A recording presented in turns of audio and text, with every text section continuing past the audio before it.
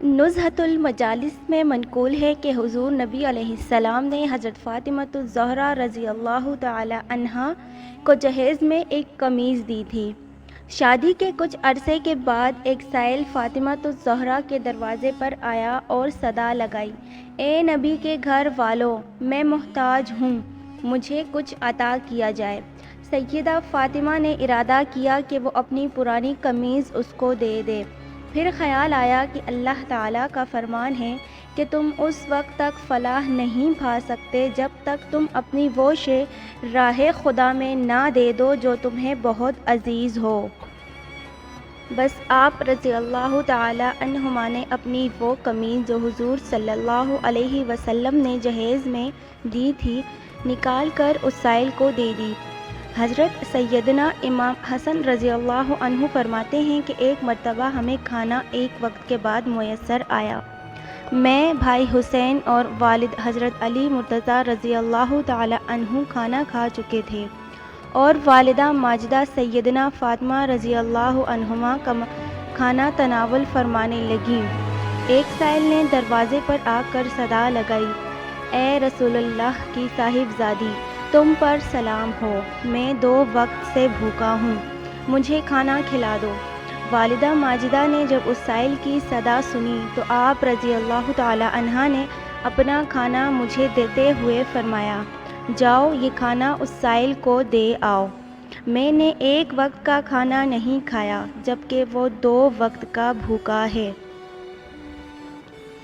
عرب کی عورتیں حضرت فاطمہ رضی اللہ تعالی عنہا کو بہت ہی زیادہ غریب سمجھتی تھیں کہ ہر وقت حضرت فاطمہ سادگی میں رہتی تھیں، اس لیے عرب کی عورتیں بی بی فاطمہ کو بہت ہی غریب سمجھتی تھیں۔ وہ یہ سمجھتی تھیں کہ بی بی فاطمہ کے پاس کچھ نہیں ہے۔ حضرت فاطمہ رضی اللہ تعالی عنہا کی سخاوت کی باتیں کچھ عورتیں کرنے لگیں۔ ان عورتوں میں سے ایک منافق عورت بولی کہ میں نہیں مانتی کہ بنت رسول اللہ صلی اللہ علیہ وسلم کے پاس کوئی دولت ہے یا کوئی معجزہ ہے، وہ خود سادگی میں رہتی ہیں۔ اس بات کو جاننے کے لیے وہ منافق عورت حضرت فاطمہ کے گھر پہنچ گئی۔ آپ رضی اللہ تعالی عنہما نے دروازہ کھولا، اسے اندر بلایا، صحن میں بٹھایا۔ وہ عورت بولنے لگی، اے بنت رسول، آپ کی سخاوت کے چرچے سرعام ہو رہے ہیں، آج میں بھی چاہوں گی کہ آپ مجھے کچھ دکھائیں۔ حضرت فاطمہ فرمانے لگیں، اللہ نے ہر انسان کو وہ عطا کیا ہے جو اس کے لیے بہتر ہے۔ بی بی فاطمہ فرمانے لگیں کہ اے عورت، وہ نعمت دیکھو جو اللہ نے تمہیں جسم کی صورت میں عطا کی ہے، ان نعمتوں کے آگے دنیا کی دولت کچھ بھی نہیں ہے۔ وہ عورت بی بی فاطمہ کی باتوں پہ ہنسنے لگی اور کہنے لگی کہ میں آپ کے گھر میں دولت دیکھنے آئی ہوں کہ آپ کے پاس کتنی دولت ہے۔ وہ عورت کہنے لگی کہ آپ مجھے کوئی دولت یا کوئی معجزہ ہی دکھا دیں تو میں مان جاؤں گی کہ آپ کا بابا اللہ کا رسول ہے اور آپ کا خاندان سچا ہے۔ حضرت فاطمہ رضی اللہ تعالی عنہا نے فرمایا کہ وہاں پر میرا مصلی رکھا ہے جس پر میں نماز پڑھتی ہوں، اس کو ہٹا کر دیکھو تو تمہیں تمہاری مراد مل جائے گی۔ وہ عورت جیسے ہی سیدنا فاطمہ کے حجرے میں پہنچی، اس نے مصلی ہٹا کر دیکھا۔ اس عورت نے کیا دیکھا کہ اس مصلی کے نیچے لاتعداد خزانہ پڑا ہوا ہے، ہیرے جواہرات اور کافی سارا سونا تھا، جو وہ دیکھ کر حیران ہو گئی۔ وہ جیسے ہی جواہرات نکالتی گئی تو وہ مال ویسے کا ویسا رہا۔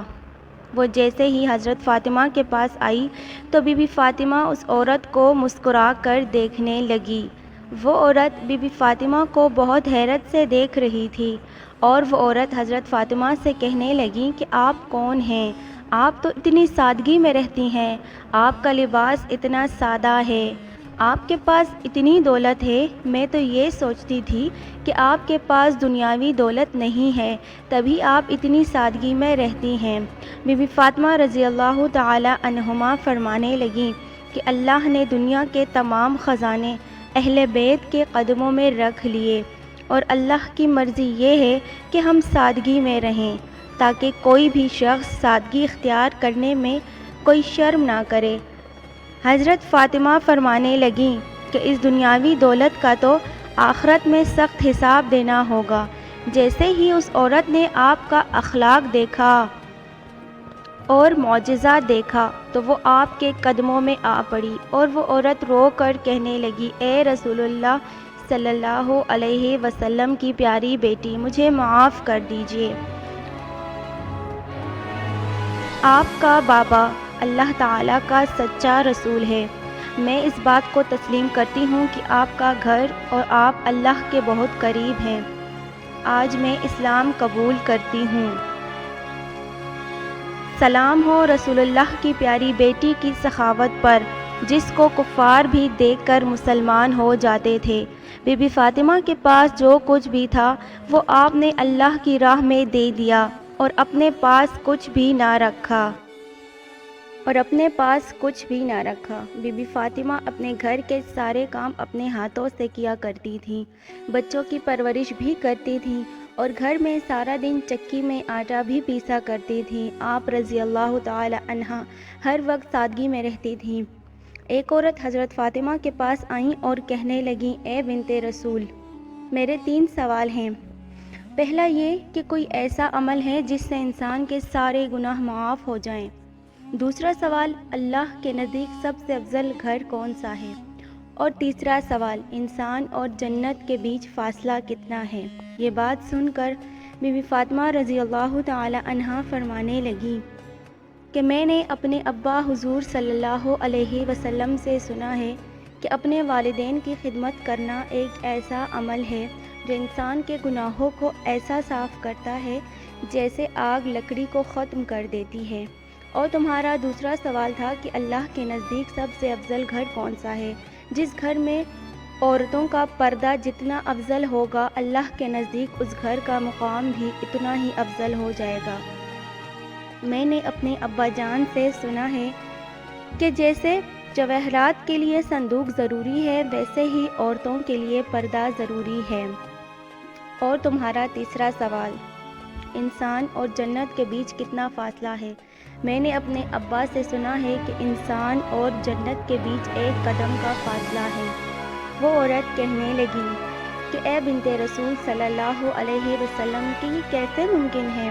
تو بی بی فاطمہ رضی اللہ تعالی عنہا کہنے لگیں کہ اے عورت، اپنا 1 قدم اپنے نفس اور خواہشات پر رکھ دو، تمہارا دوسرا قدم جنت میں ہوگا۔ آخر میں اللہ سے دعا ہے کہ اللہ ہمیں حضرت فاطمہ کے اسوہ حسنہ اور نبی صلی اللہ علیہ وسلم کی پیروی کی توفیق عطا فرمائے۔ شکریہ، وآخر الدعوانا۔